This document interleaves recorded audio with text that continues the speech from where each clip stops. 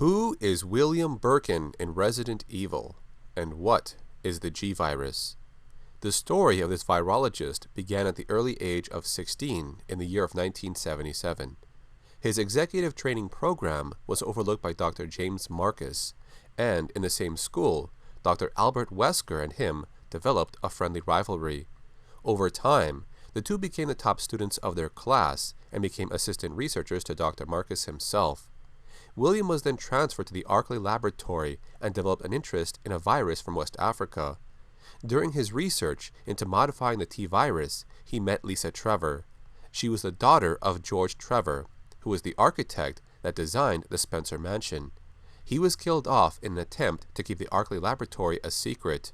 His wife and daughter later became hosts for the progenitor virus. His wife died, while his daughter survived, only to be used as a test subject for many years into her adult life. Then sometime in 1981, Umbrella employed Dr. Alexia Ashford at the age of 10.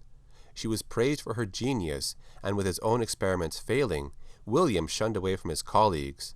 Although this rivalry with Alexia was only in his mind, William would continue working, trying to create something that would outdo everyone. A breakthrough occurred when he and Dr. Wesker created the Hunter Alpha model. It was made through a process of bonding reptilian DNA with a fertilized human egg. Then sometime in 1983, Dr. Ashford passed away, but William continued his work and met another researcher named Annette. Then, in the mid-1980s, their daughter Sherry was born. Sometime later, Marcus was displaying unusual behavior by isolating himself in the Arklay Mountain laboratory, and so Umbrella ordered him to be removed. He was killed, and this led to William receiving a promotion to chief researcher at the Arklay laboratory. Then, all records of Marcus were erased, and his legacy of being the creator of the T-virus was passed down to William Birkin. He was then labeled as its creator. His work would later continue with some research into the Nemesis alpha parasite. It was placed into Lisa Trevor's brain and she absorbed it. This was the basis to an early version of the G-virus. Later on, this led to the development of an underground site beneath Raccoon City. William worked on the G-virus at this site, while Albert Wesker became the head of the Arklay laboratory. During this time, William and Annette would bribe the chief of police, Brian Irons. He was to keep their research a secret. The G-virus was meant to create powerful bioorganic weapons, while still retaining their intelligence. This was different from the T-virus. It had the power to revitalize cellular functions. But when he and Wesker failed to reopen Dr. Marcus's laboratory, they feared their conspiracy against Dr. Marcus would be revealed, so instead, they destroyed the facility. But William was unwilling to leave his research behind.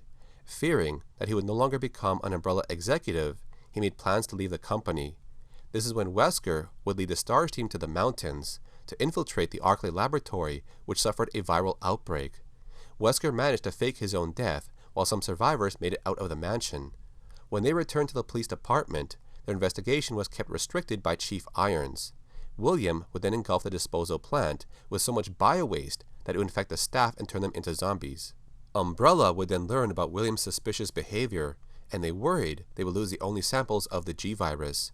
William had planned to hand over the G-virus to the U.S. military in exchange for protection, but he was shot by the special team sent by Umbrella. They took a case full of T-virus and G-virus samples, while William was slowly dying. Knowing he was going to die, he injected the last sample of the G-virus into his own body. He transformed into a creature named G. Now bent on revenge, he tracked the team down and killed them off. He destroyed the samples of the G-virus along with the T-virus, which was consumed by rats who would spread the virus into the water supply. During his mutation, William would only be able to create offspring by injecting a parasite into specific hosts. One of them was his daughter Sherry, who he infected when he found her in the sewers. She would receive a vaccine that only suppressed the G-virus mutations in her body. G would battle against Leon and Claire, and his body would mutate when it received enough damage. He went through various forms, and each one became more powerful. His later mutations would take over his body and mind, mutating him into an uncontrollable monster. Near the end of its lifespan, G would mutate into a four-legged creature. It had a large mouth with long teeth. When this form takes too much damage, the G-virus cells start to fall apart, and instead of healing its wounds, it turns into a giant mass of flesh, tentacles, and a large mouth.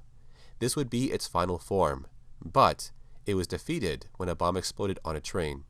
The mutated version of William Birkin is my second favorite creature in the Resident Evil franchise.